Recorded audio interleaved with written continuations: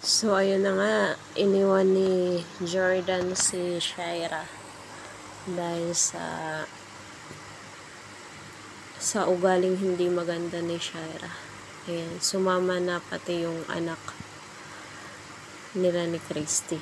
Ayan, tuluyan na kayang magiging masaya si Christy at nakasama na niya yung buo niyang pamilya.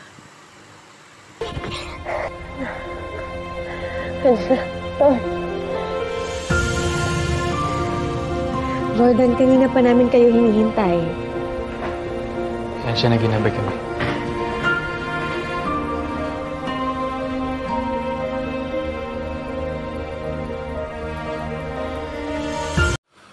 Thank you for watching. Salamat. God bless.